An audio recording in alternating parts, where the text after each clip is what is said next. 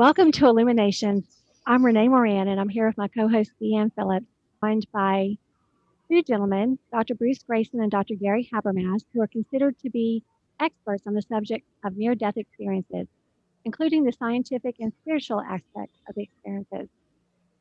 Dr. Bruce Greyson is the Chester Carlson Professor Emeritus of Psychiatry and Neurobehavioral Sciences at the University of Virginia. He has earned awards for his medical research and was elected a Distinguished Life Fellow of the American Psychiatric Association, the highest honor bestowed by that organization. He has spent more than 45 years scientifically studying near-death experiences.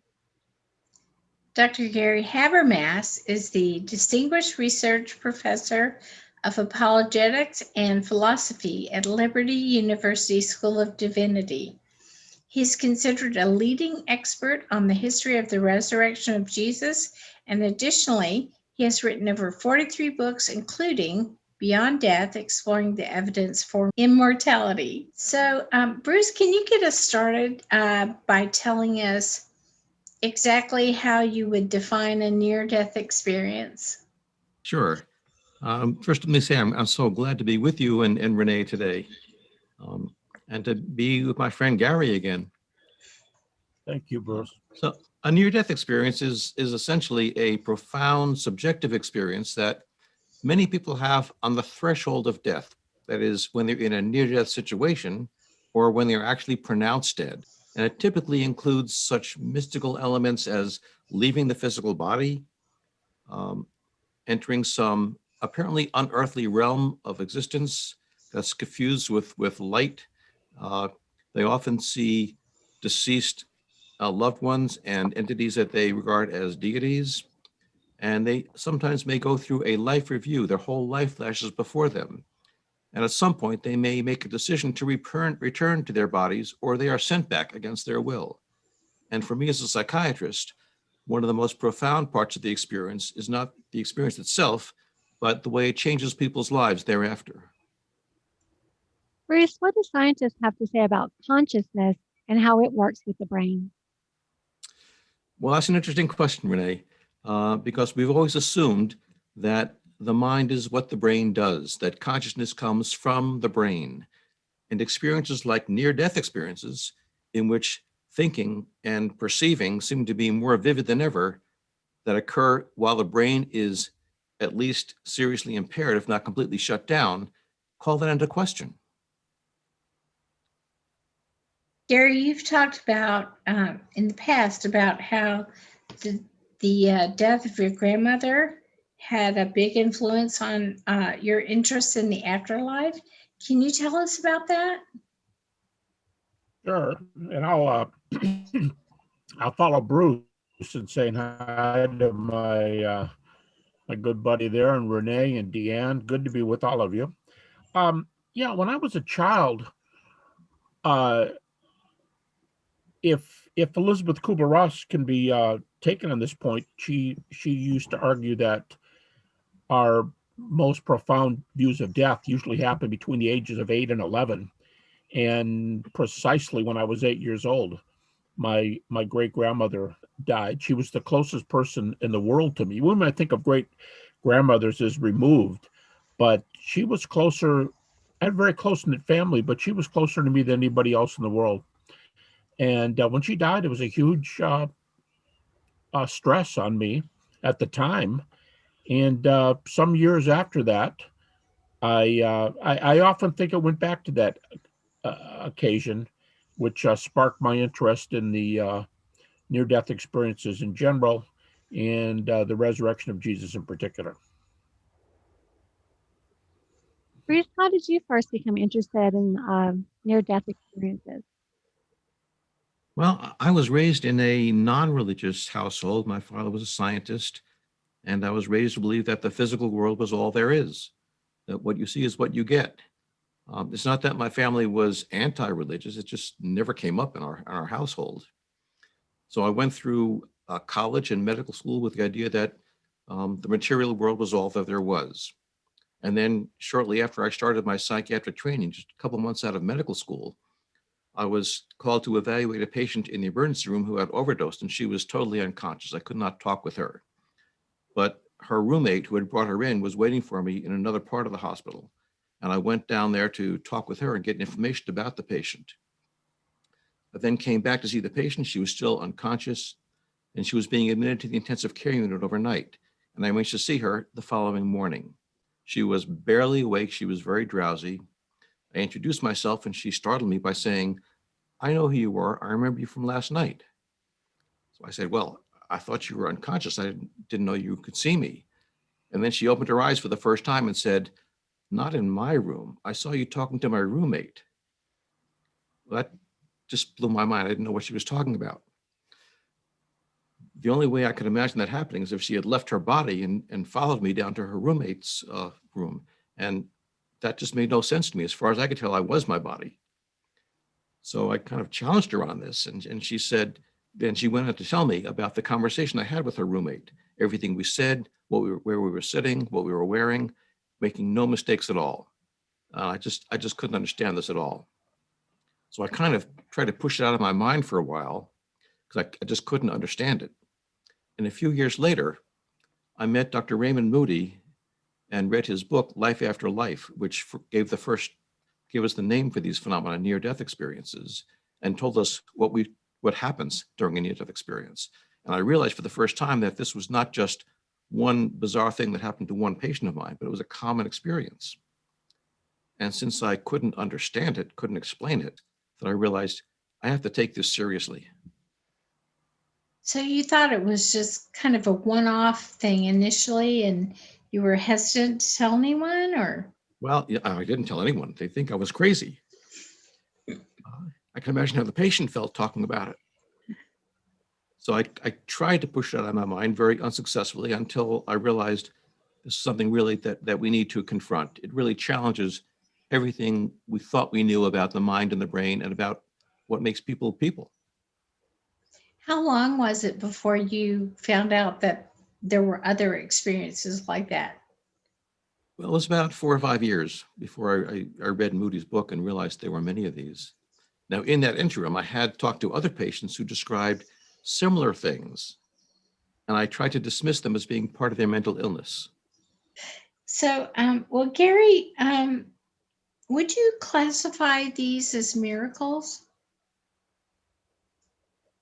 I personally would not would qualify them that way. A miracle traditionally, even defined most influentially a couple centuries ago by the skeptical philosopher David Hume, is an event that he said breaks the laws of nature brought about by God or some invisible agent. Well, he didn't believe in God or invisible agents, so he just said that's what a miracle would be if it happened. But if you use that kind of definition, I don't think miracles break the laws of nature. I don't think they have to be performed by God. I think it could be in a world where God exists. But I don't think, I think of near-death experiences as religious phenomena at their best, which bring considerations concerning not even an afterlife per se, but what I would say is minimal consciousness after the initial, um, as Bruce just described, what might be the first few stages or minutes or hours after somebody's death, especially in cases of as far as is known medically, uh, inactivity from either the heart or the brain, which are just seconds apart. So I think it's kind of a pretty normal circumstance that's going to involve some other factors, religious factors. But I don't think it's like God coming down on people or pronouncing one religion true over another religion or that sort of thing. In other words, theologians often differentiate between what can be gathered from the natural order and what can be gathered from specific data. I would put near-death experiences in sort of a natural, broad category of what we might expect about life in general. I So, see. Dr. Habermas, I wanted to follow up on that a bit. So, based on what you just said, are you saying that you think consciousness might only last a short while after death, or or do you think there's an afterlife? Well, I think there's an afterlife, but I think if you're going to say, let's try to evidence him with near-death experiences, I think the issue is that the vast majority of near-death experiences are not evidenced. Of those that have been, the sort of thing that Bruce just started with is an amazing case where this young lady could talk about what was going on a ways away from her and give a very accurate description. That kind of expands your ideas of what the world is like.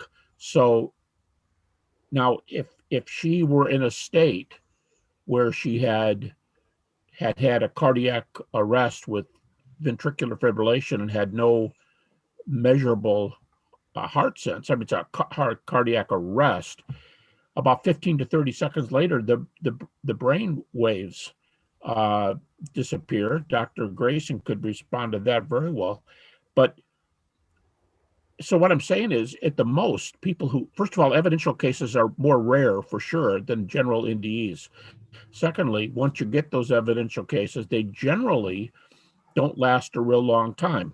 Sometimes they're surprisingly long. In fact, Dr. Greyson himself has done an excellent article years ago on what are historically referred to as Picandarian cases, where near-death persons claim to have met a family member or a close friend that gives information that maybe nobody knows, at least nobody in the thereabouts know. No friends, nobody in the waiting room, nobody in the family, and they report data that can be verified. Then you start thinking, well, if that happened, how long's that person been dead? And there are cases anywhere from, 1 to, I remember a case at 49 years, of cases at 10 years. So no matter where you go, even if you give that the best, most likely your best shot at an explanation for afterlife, you can't use near-death experiences, in my view, to argue for eternal life or what might go on beyond that. I think that's probably where religious data are going to come in, and why I got interested in the resurrection of Jesus, which I think the corollaries for that event puts other things in the equation here. But NDEs alone, very influential, evidential, and evidential for, as I said, minimal consciousness beyond a near-death state, and in a flat brain, flat heart, measurable state, what the machines say. That's shorter, but it's very suggestive. Thank you for explaining that for me. So I would like to ask both of you, how many near-death experiences have you studied or collected or whatever? Or do you even know? Well, I include in my research database slightly more than 1,000. Those are the cases for which I have sufficient information about the phenomenology and about the medical details of the near-death event. I've spoken to many more people who I don't include in my research because I don't have enough information about them. Yeah, in my case, I don't do the kind of investigation that Bruce does, because he's got the unique, not just medical training, but psychiatric and brain science training. I would say hundreds in my case, but most of mine come from listening to stories and then zeroing in when somebody, like, for example, if I had heard that case that Bruce described about the woman giving an account of her friends a distance away from her, when she said, "Oh no, not here in the room with me, I watched you go down the hallway," I would have zeroed in on that, and then I would, as I'm doing right now, because one of my best friends just had a near-death experience. And the guy's got a PhD. He's in philosophy. He's very sharp, and he just wrote to me yesterday to tell me this. And we're exchanging emails. That's kind of what I would do. I would interview him right away and say, "Anything in the room? Are you aware of conversations? How about a distance away?" And if, again, to go back to Bruce's, if somebody said, "Oh no, this was down the hall, I saw something," they're more rare, but there are a lot of them. And the data stack up very nicely. And when they stack up with an apparent, according to the machines, less evidence of heart or brain working, now they become more and more evidential, but usually only for short periods of time. Bruce, in your new book, After, you chronicle a lot of the stories of the people who have had near-death experiences, as well as some of your research. And once you started researching these near-death experiences, you felt they were important enough that you co-founded the International Association for Near-Death Studies. Yes. Tell us about that organization. Well, this was back in around 1980. After Modi wrote his book in 1975, he was contacted by several doctors and psychologists and cardiologists who were interested in studying this phenomenon. So he wisely brought them all together to talk about how to do that, how to research these phenomena. And out of that group came the International Association for Near-Death Studies in 1980. And it was originally started to support researchers and to bring some consistency to how we went about studying the phenomenon. And it quickly became apparent that as great as our need was, there was a much greater need to provide support to the experiencers themselves who were having trouble understanding the experience and integrating it into their lives. And now, 40 years later, the organization is a worldwide collection of doctors, researchers, people who have had near-death experiences, their families and friends, people interested in death and dying. It holds annual conferences. It has a scholarly journal and a quarterly newsletter, and provides all sorts of educational materials for experiencers and for other people. Is it difficult to apply the scientific method to studying NDEs?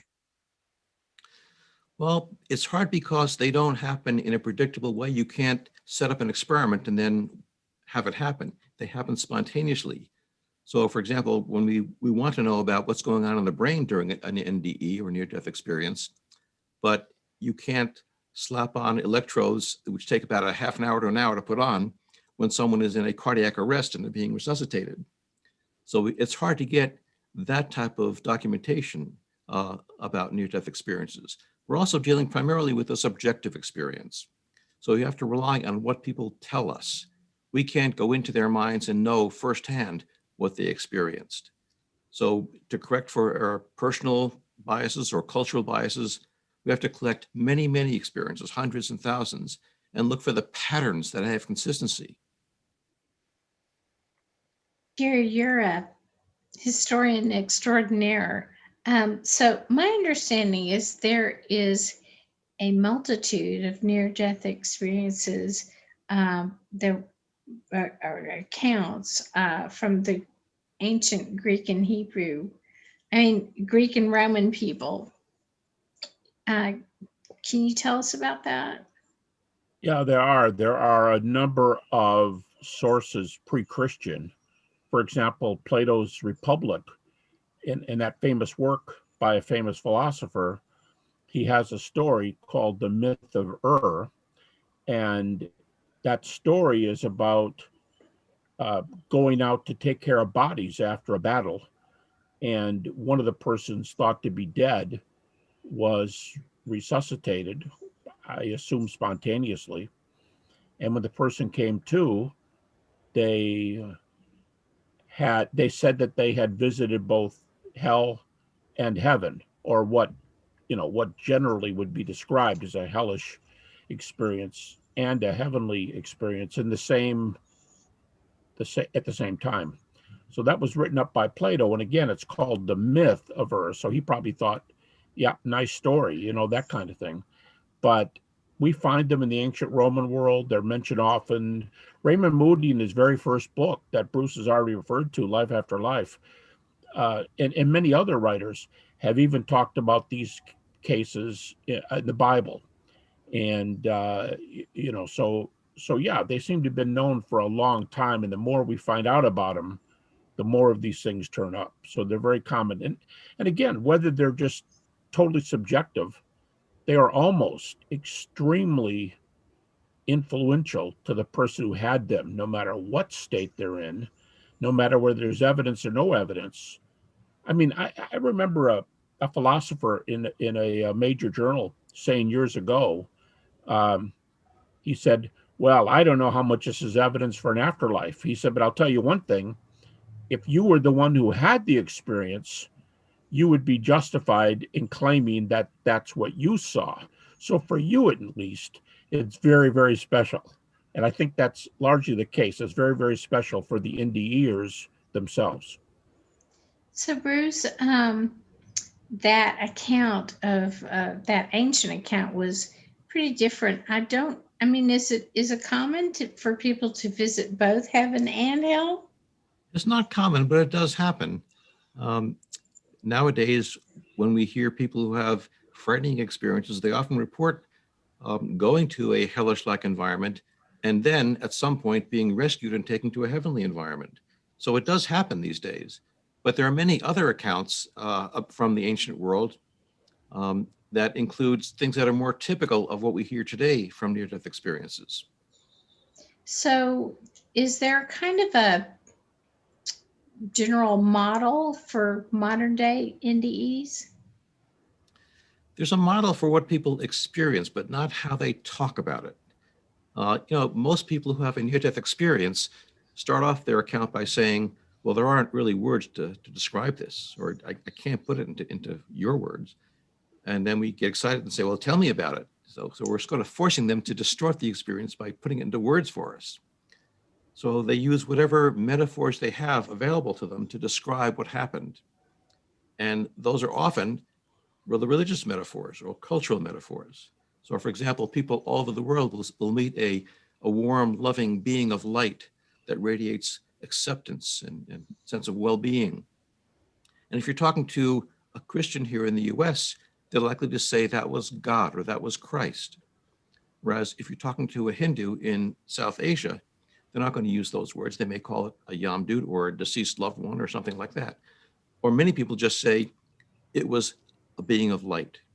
And in fact, I've talked to many people here who say, I'm going to call it God, so you know what I'm talking about.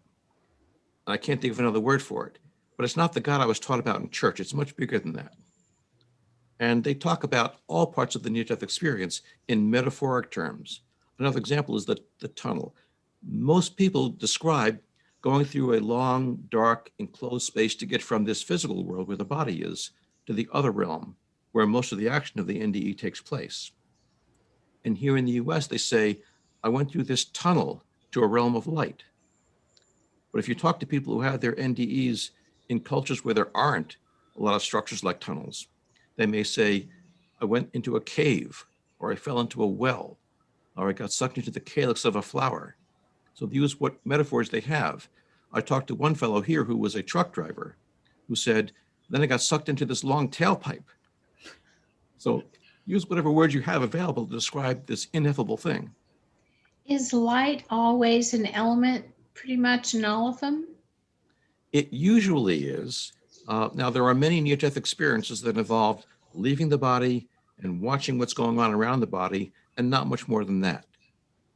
But those people who actually go to some apparently other realm often describe it as a realm of light, a being of light. Now, there are some people who have an experience of being in a realm of utter darkness. And for Americans and Westerners in general, that's often a terrifying experience.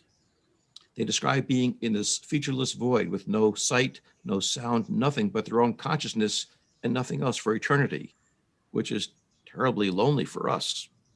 But I've also talked to people who were raised in a Hindu culture who described the same thing and described it as blissful. They say, this was nirvana.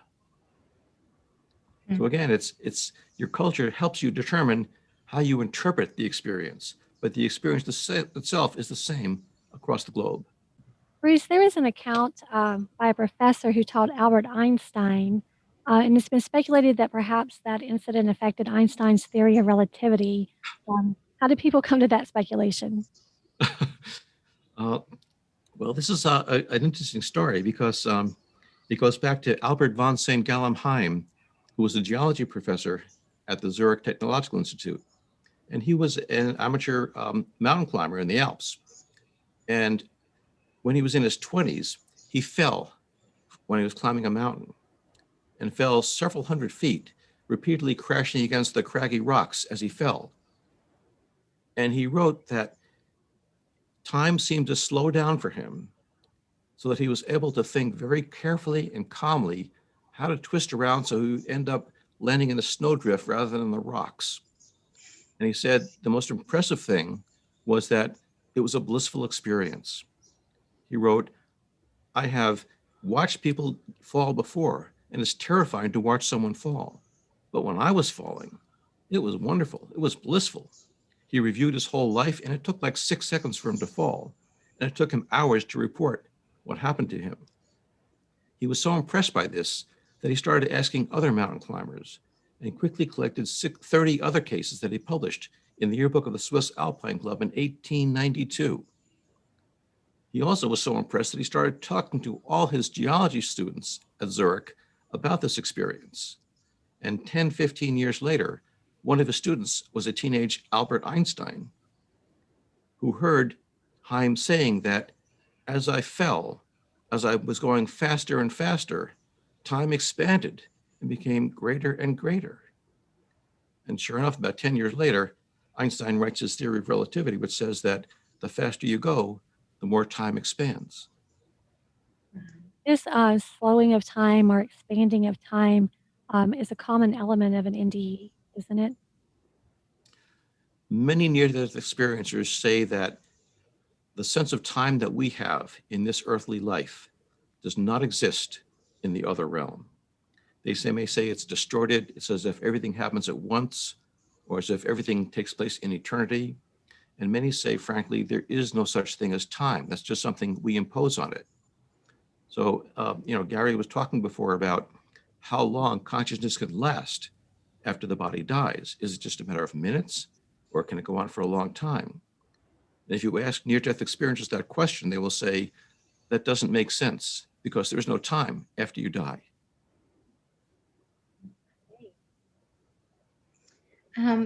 Gary, of the common elements typically found in near-death experiences, which ones point the most to evidence of an afterlife from a spiritual aspect?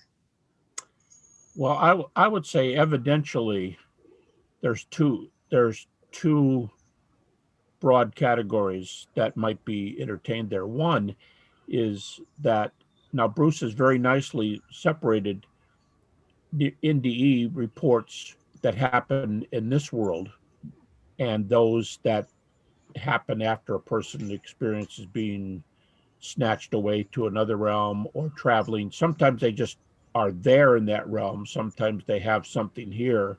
They see something here and then they go there. That's the tunnel.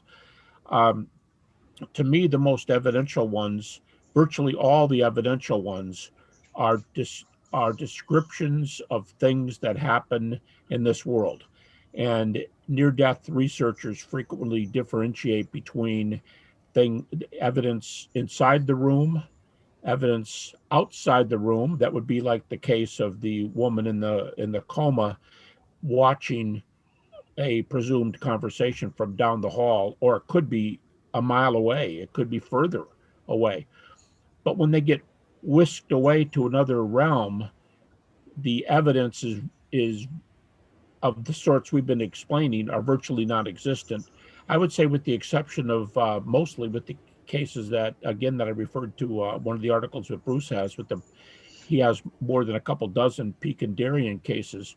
If somebody meets somebody that they are sure they knew who they were, let's say their father, their wife, husband, and that person reports evidence of something that's happened that can be checked out. But again, we're back to the real world, because if the person says XYZ is going to happen, if you can't verify it, you're going to say, oh, that's a nice story. I'm glad you were influenced.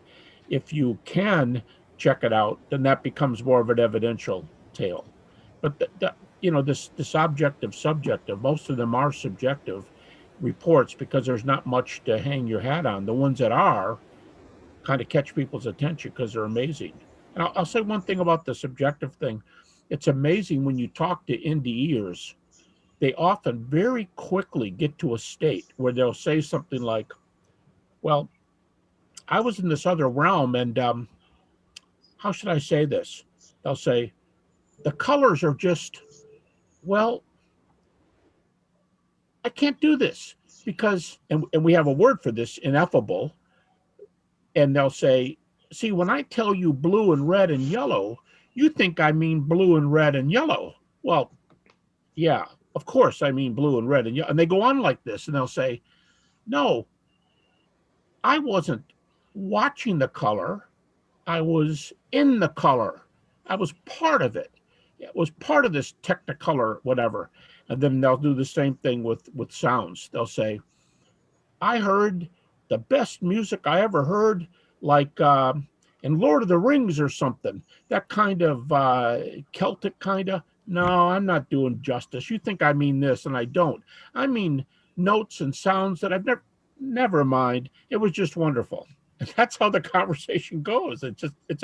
It's impressive to listen to them, even if they don't present an ounce of evidence. It obviously was very real to them, and the experience later, there's usually some life changes. Bruce, you touched on earlier that a life review seems to commonly be an aspect of an NDE experience. Could you tell us more about what a life review is and how that affects the person who has that experience? I will, but I'd like to respond to Gary's question first. That, I certainly agree with what he said about the ineffability. Many near-death experiences have given metaphors like, they say, it's like trying to draw an odor with a box of crayons. No matter how many crayons you use, you can't capture what an odor is. But in terms of the evidential nature, having grown up as a materialist, I found it very striking that people can describe things accurately from an out-of-body perspective, particularly when the brain is offline. Because if you don't have separation of mind and brain, then you can't have any afterlife. The prerequisite for surviving death is having consciousness survive without the brain. So I'm very impressed by the fact that we have consciousness outside the brain. In terms of that allows afterlife. It doesn't require it, but it allows it. But we do have some phenomena that I do think are evidential. Many people, as Gary mentioned, will see their deceased loved ones in the near-death experience. And these are often easy to dismiss as saying that was wishful thinking, that was expectation. You thought you were dying, you wanted to see your deceased grandmother, so you conjured up her image. But there are a number of cases where somebody sees a deceased person that no one knew had died. And those cannot be dismissed as expectation. Let me give you an example, because sometimes they're very specific. There was a 25-year-old technical writer who had serious pneumonia and was hospitalized with repeated respiratory arrests when he couldn't get his breath. He was hospitalized in his home country in South Africa. And one of his favorite nurses was a young woman about his age who would often flirt with him, as he thought she was. And one day she told him, I'm going to be away for the long weekend, so you'll be having other nurses. He wished her well and said goodbye to her. Shortly after she left, he had another respiratory arrest and he had to be resuscitated. During that period, he had a near-death experience in which he found himself in another realm. He described it as a beautiful pastoral garden. And then to his great surprise, this favorite nurse of his, Anita, came walking towards him. And startled, he said, Anita, what are you doing here? And she said, this is where I am now. I'm staying here, but you have to go back. And I want you to tell my parents that I love them and I'm sorry I wrecked the red MGB. And then she turned and walked away. He was then resuscitated and found himself back in his body with full memory of this experience. And he told the first nurse he saw, who got very upset and went out of the room crying. He later learned that this favorite nurse of his, Anita, had taken the weekend off because her parents were coming to visit for her 21st birthday. And they surprised her with a red MGB. She got very excited, jumped in the car, took off, sped down a hill, lost control, and smashed into a telephone pole, dying instantly, a few hours before his near-death experience. Now, there's no way he could have known that she had died, let alone how she died. And yet it was accurate. And that strongly suggests to me that something about Anita had survived her death and was able to communicate with the patient. So he did have a life review, but just a little tiny bit of a life review. Well, let me come back to Renee's question about the life review, because this happens in about a quarter of all near-death experiences. And people describe seeing their lives pass before them, which often is accompanied by some type of a moral inventory of what they've done right and what they've done wrong. Most of them don't say they were judged by some other entity. They say, I judged myself, and I felt the consequences of everything I did. And some of them will describe experiencing the events in their past lives, not only through their eyes, but through the eyes of the people they were affecting. And a dramatic example is a fellow named Tom Sawyer, that was his real name, who had an experience in his 30s when a truck he was working under came down and crushed his chest. It fell down on him. And he remembered his entire life. And one event stood out for him in particular. When he was a teenager, a hot-headed, hot-rodding teenager, he was driving his truck down the street, and a drunk man ran out in front of his truck and almost hit him. He stopped the truck, rolled down the window, and being a hot-headed teenager, started shouting at the man. And the man, being drunk, reached his hand in the open car window, in the truck window, and slapped Tom across the face. Well, that was not going to sit well with Tom, so he opened the car door, went out, and started beating the man mercilessly and pounded him repeatedly until he was lying there as a bloody mass in the median. Then he got in his truck and drove away.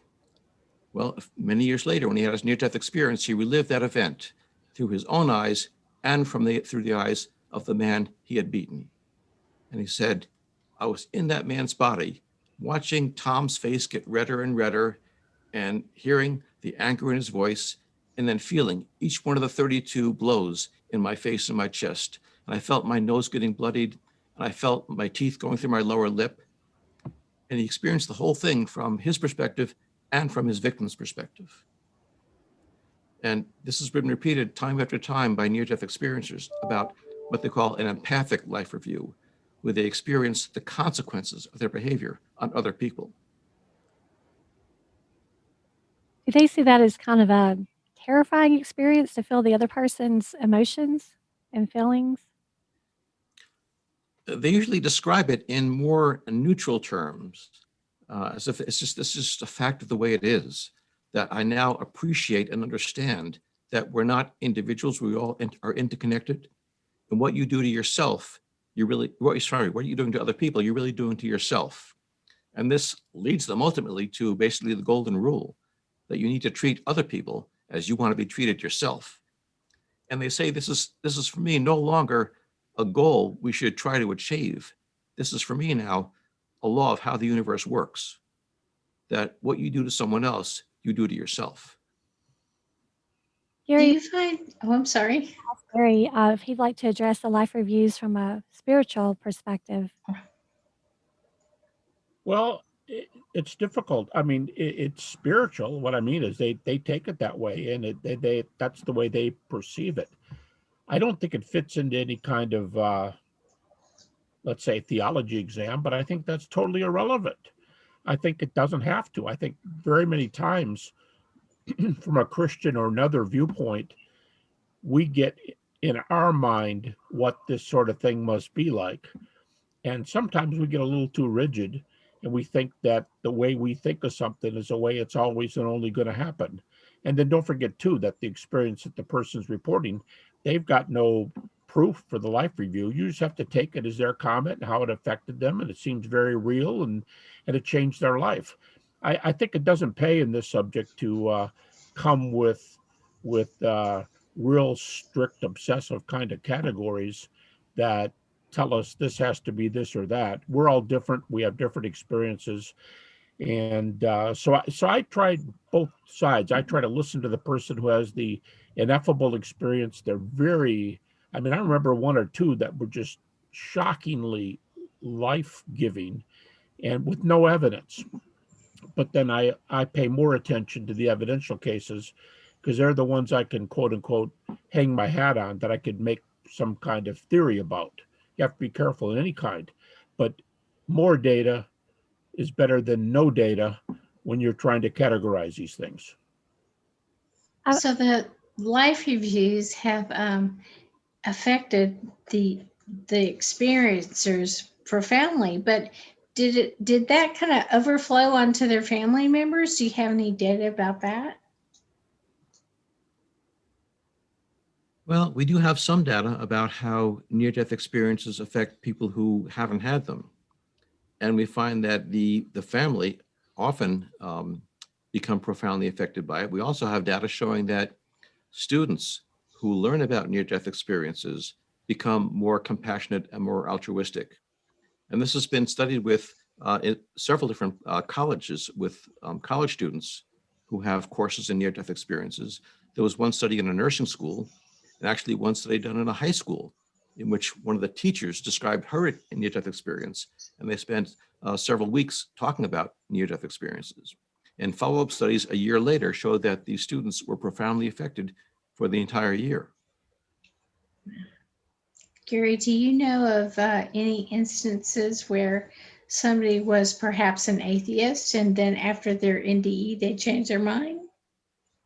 Well, I'm working on an article right now, another article on evidential NDEs, and I don't key on those cases because they don't come with the kind of evidence that I'm looking for. However, yes, just in the last week, I've read a new 2 or 3 of them, and actually, a fellow just sent me one just about 2 days ago, and he said, I was an atheist, he said, and I had this experience, and it couldn't have happened to a worse guy. But he said, I had this, and he said, I'm a changed person. What should I do? What should I look for? What should I, whatever? And of course, a very, very well-known one is by a fellow named Howard Storm, who wrote his book up. His title, My Descent into Death. He was a very rigorous atheist at a state university in another field, not a religious or medical field. And he and his wife were traveling, and he had a very involved, subjective, but very involved near-death experience that came from a case that brought him very, very close to death. And he's one of several who record being in a state that was just absolutely horrible. I mean, when you think of his case, think of zombies or something, being chased by people who want to tear parts of your body off. I mean, it was that kind of thing. And he had no religious training since he was very, very young child. And he wanted to, while he was running and hurting, he was trying to think of something religious, and he couldn't think of anything. And then finally he shouted out the name Jesus, and he said he looked across this gulf and there was a little tiny light. And then all of a sudden the light went right up into his face. And this person who, as Bruce said, people describe according to their own backgrounds oftentimes, cultural and religious backgrounds, but he said it was Jesus, but this fellow didn't have any quote unquote Jesus background. And he ended up asking Jesus a bunch of questions and philosophical kind of questions. And he wrote this all up in a book that's had a lot of influence. But you talk about life changes. He went back to his university and tried to live normally and just was not satisfied. So he ended up going to seminary, getting a seminary degree, and spending the next few decades pastoring a church, and recently retired. He and I did a movie taping. I was going to ask you if that was him. Well, there's a lot of them now. This was a movie for Netflix, and he and I were 2 of several people being interviewed, and his story always captivates, because with that story, you don't have to have evidence to be moved any more than you can watch, a zombie movie and not be moved. I mean, that's a good example of a subjective case that's very moving, even without data.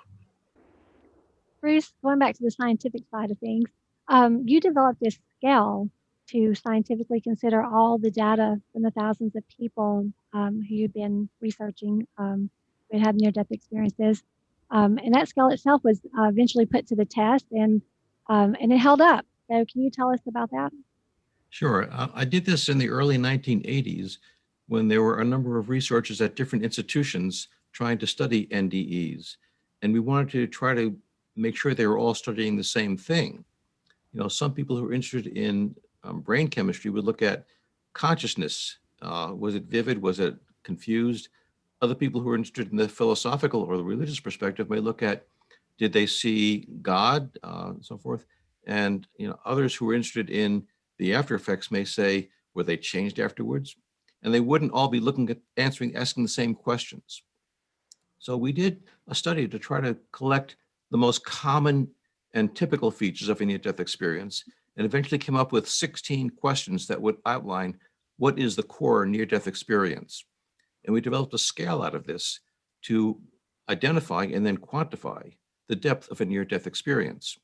Now, this is very helpful for comparing experiences across different researchers and deciding what should or shouldn't be included in the research.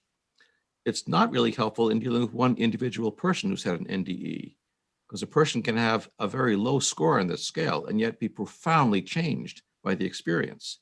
So we can't say to them, you didn't have an NDE because you didn't score high on the scale. They were obviously profoundly affected by it. I have a question, and when you're talking to people who are relaying their experience, do you ever like hook them up and see what kind of brain waves they're having? I think as I recall from my schooling, when you're thinking, you have beta waves, and when you're dreaming, you have theta waves. And I'm just wondering what kind of brain waves they had, and if you tested that. Yeah, I have not, but other people have. Mario Beauregard, who was a neuroscientist at the University of Montreal at the time, brought near-death experiencers into his lab and did various types of brain imaging with them as they tried to recall and relive the NDE. There were all sorts of theories about what part of the brain is involved in the near-death experience, most focusing on the right temporal lobe. And what he found was that there was no one area, that all parts of the brain were involved, which kind of makes sense when you think that the NDE includes vivid thinking, vivid perceptions, strong emotions. So of course, the whole brain is going to be involved. There are other ways of trying to differentiate whether this is a real event or just a fantasy. There are scales that have been developed to differentiate memories of real events from memories of imagined events. And this was developed originally to study children who claim to remember childhood abuse. And we wanted to know whether this was real or a fantasy. So they developed this scale. A psychologist named Marcia Johnson developed this scale. And we gave that scale to near-death experiencers. And we had them rate their NDE and then another vivid experience from their life around the same time, and then an imagined experience from that time. And what we found was that the near-death experience was remembered like the real events and not like the fantasies. In fact, they scored higher in reality than the real events were. Now that study was replicated by two other teams in Belgium and in Italy. And the Italian team also measured brainwaves as the people were remembering the NDE. And what they reported was, again, that the brainwaves looked like memories of real events being processed, not memories of dreams or fantasies being processed. So some of the things they were doing were like tracking their eye movements, and that thing about if you're right-handed and you remember something, you look up to the right, and if you fantasize up to the left or whatever. Yeah, we haven't done that. We've looked at brainwaves though. Okay. Bruce, what's the scientifically held model or the scientifically accepted model currently of what happens when we die, and do NDEs challenge that model? Well, it's a difficult question because we used to think death was an event. You're living now, your heart stops, you're dead. And now we're appreciating that it's not a single event, but a process. Sam Parnia, who's a critical care physician at NYU, has done the most writing about this, that there's a gradual process where different types of cells in the body differ in how quickly they stop functioning. So death can take a long period of time based on what you're using as your criterion. If we look at what happens during cardiac arrest, which is the most studied way of coming close to death or dying, we find that when the heart stops pumping, You no longer get blood going to the brain carrying nutrients and oxygen. And within 4 or 5 seconds of the heart stopping, the brain waves start to diminish. And within about 20 seconds, they go totally flat, which means no measurable electrical activity in the brain. And at that point, presumably there's no consciousness. And yet people who have this experience describe the most vivid consciousness of their lives. So earlier, you guys were telling us that it's difficult for people to talk about their NDE. Can both of you expound more on why people have such difficulties in talking about it? What are they afraid of? Well, it was much more of a problem back in the 80s and 90s when fewer people heard about near-death experiences. And many experiences were afraid they would be told, you're crazy, you're just imagining this, it's just the drugs you were given. If you keep talking about this, we'll refer you to a psychiatrist. They were also afraid that people would ridicule them for this, or that people would, on the other hand, put them on a pedestal and think they're supposed to be saints now that they had this spiritual experience. And many experiences just say that it was too personal to share. It's meant for me alone, and I can't really explain it to you. You know, there are some near-death experiences that I met 30, 40 years ago who told me about what happened to them. And then a couple of years later, they said, well, now that I know I can trust you with information like this, let me tell you what really happened. And then a few years later, they'd say, well, now let me tell you what really happened. And I'm sure I haven't heard the whole story from these people yet. Gary, are there any instances of what you would think might have been a near-death experience in Scripture? Well, people who do this, starting with, like I said, back to Raymond Moody and others, they'll point to things like where Paul says, I knew a man. Now he talks like it's somebody else, but then he tells you it's himself. And he said so many years ago, when he tells the date, and he said, whether out of the body, he repeats this phrase twice, whether out of the body or in the body, I know not which, and I was caught away to another realm and saw things that it's unlawful for a man to utter. And when New Testament scholars have looked at that, they'll say that the years period that he gives coincides very possibly, that's all they can say, possibly to an event he had where he was stoned and left for dead. His disciples came to bury him and found out that he was alive, but they came to bury him. And so Paul himself seems to have described a near-death experience. You think of the case of Stephen in the New Testament, where he has a pre-death experience where he said he saw a vision of Jesus just as these stones, he was stoned and he died. But he called out and said, I saw Jesus just before he died. And then you've got a parable, a story where Jesus talks about a man who did die and he was carried by angels to Abraham's bosom. Now that's an interesting discussion, that angels took him. Was it a tunnel? Was it a dark space? Who knows? But in the story, he was carried to Abraham by angels, and he remained there. Whereas in a number of the stories that we read all the time, sometimes two people go or one person by themselves, and they're very frequently told, you've got to go back. It's not your time. So you've got a couple there before the fact, and you've got that parable, which isn't a true story per se, it's a story where the person remained. So that much is typical. Bruce, could you tell us, some scientists think that these NDEs can be caused by electrical activity in the brain or a dream state or chemical changes in the brain. Why don't any of these ideas seem to hold up? Well, there have been a number of these hypotheses based on physiological changes, and they all make sense from a theoretical perspective. But when we actually collect data to try to test these hypotheses, the data invariably contradict them. For example, the first one, and the most common one, was that there's lack of oxygen to the brain. But we've actually tested that in a number of places now. There's studies done here in this country and in the UK, where they've actually measured the blood levels in people when they're in a near-death state. And we found that those who report near-death experiences actually have more oxygen to the brain than people who don't have NDEs. And same way with people who are given drugs. They said it was drugs given to people as they're in a near-death state. And we find that the more drugs people are given, the less likely they are to report a near-death experience. People have claimed that types of electrical activity in the brain are causing NDEs. And we find, again, that when people have their brains ceasing, when they have flat EEGs, they tend to report very elaborate near-death experiences.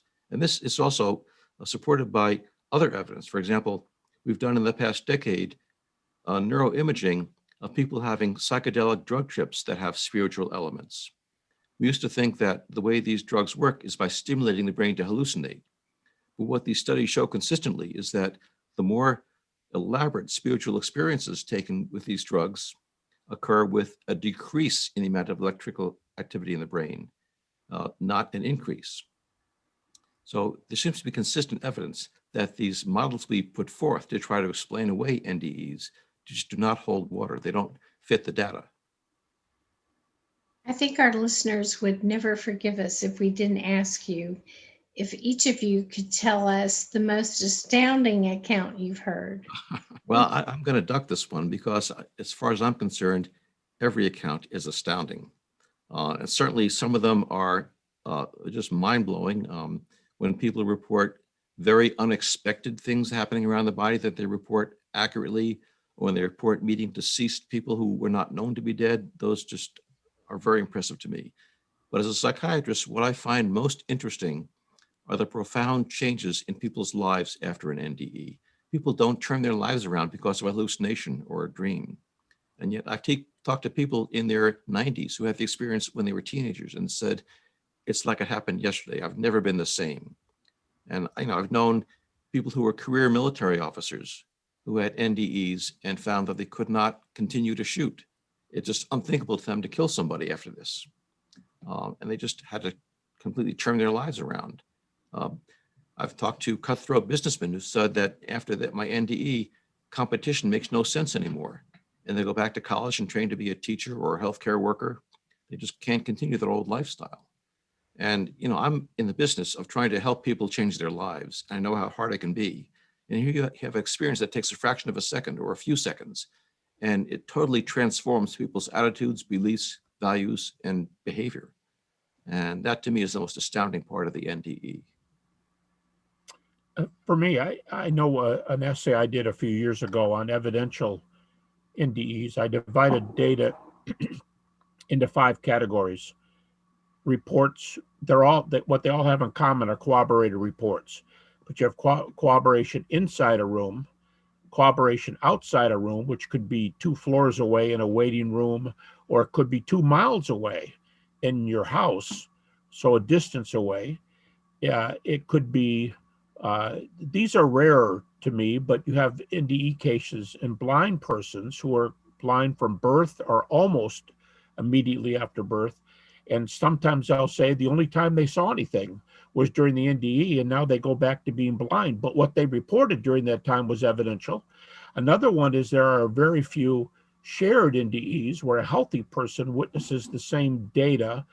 In one case, a sister and a brother, and she's sent back, but he's kept because he died in the accident.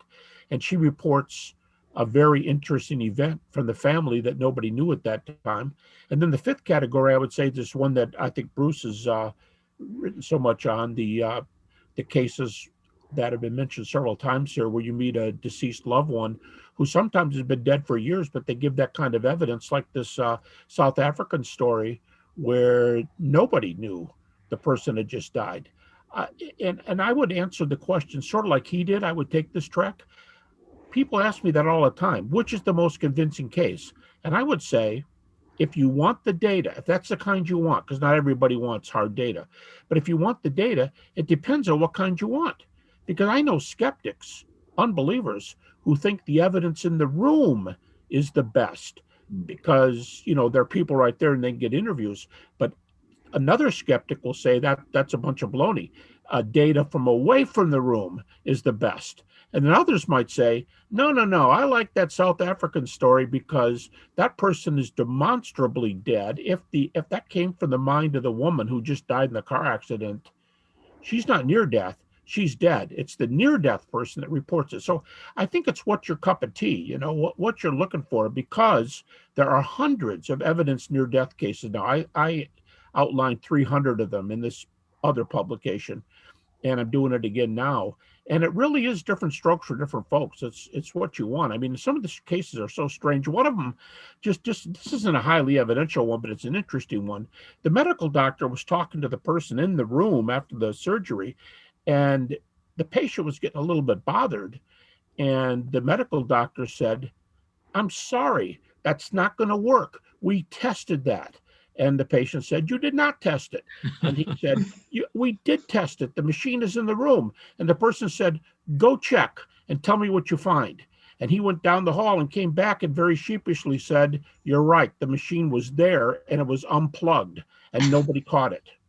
So just some of those, that's not extremely evidential, but it's extremely striking. I think it's whatever you want. You can find a case that has data, or if you say, I'm not interested in data, I just want to, like Howard Storm's story, I just want this heartwarming story that started out horribly and ended up well, you can find anything. Do you think, since we think the brain and the mind are two different things now, do you think the mind is possibly the soul? Sorry. From a philosophical viewpoint, I wouldn't say anything has to be a soul, but I do think the soul is not the brain, and it's more likely that the brain works through, the mind works through the brain rather than the brain producing the mind. And so I do think that what we call mind, if somebody wants to call it a soul, I'm fine with that. I wouldn't parse my verbs like that. I wouldn't do definitions like that. But if you want to call the immaterial part that seems to go on after a flat brain, flat heart, measurable state, and I always add measurable. I remember a neurologist, surgeon, tell me one time, it's fine if you use that language, but just say measurable. And so that's what I say, measurable. If you want to go beyond that point, that's fine. And if you want to say, well, then in my soul, I was doing this, I'll never stop them or correct them. They're just using their word for the immaterial thing that they think survives, and I'm totally fine with that. Bruce, are you in agreement with Gary's answer? Oh, yes, definitely. I don't care, again, what you call it, but there seems to be evidence that some part of us that thinks and feels and perceives persists after the brain has stopped. And you can call it mind, you can call it soul, you can call it X, I don't care. That's right. That's right. Do you guys think there are any false conclusions drawn from the NDE experiences? I think there's all kinds of false conclusions because many of them have to do with, and we refer to this, they have to do with cultural or religious ideas, which are themselves not grounded, but the person is feeding back through their grid. And you just have to listen and say, oh, really? Yeah. Is that true? Wow, that's great. And just listen. I mean, I remember one study, a comparison of Hindus with Western culture, largely Hindu culture versus largely Christian. And in the Hindu reports, females were very rarely reported as the persons that they said they met afterwards. But in the Western case, there were more females reported than males. That's the kind of cultural thing that you would say, oh, that's because of the difference between Hindu culture, and I think the other one was British or American. Those are cultural differences. So we just have to allow for that. And again, that's one reason I'd rather narrow down on the evidence. But at the same time, I am moved by people who have nothing but a subjective experience with no data. They're very moving. Bruce, you were talking about people changing in an instant. Can you talk a little bit about people who are suicidal? And they have an NDE? Sure, sure. One of the most profound after effects of a near-death experience is the loss of a fear of death. And when I first realized that, that kind of scared me as a psychiatrist, because I know that being afraid of dying or afraid of what happens after death stops many people from trying to kill themselves. So I did a study of people who made suicide attempts and compared those who had an NDE as a result of the attempt and those who didn't. And what we found was that those who had an NDE were much less suicidal afterwards than those who didn't have NDEs. And psychologist Kenneth Ring has replicated this in another sample. When I ask near-death experiencers about this, they say that I still have the same problems that made me suicidal before, but now I see them in a different perspective. Now I realized I'm more than just this bag of skin with these particular problems. I'm part of something much greater than myself. And those problems I thought were important were things that I thought you need to escape from are now part of something that has meaning and purpose to it. And I'm supposed to learn from those and grow from them, not run away from them. They say that even though I'm no longer afraid of death, that means I'm no longer afraid of life.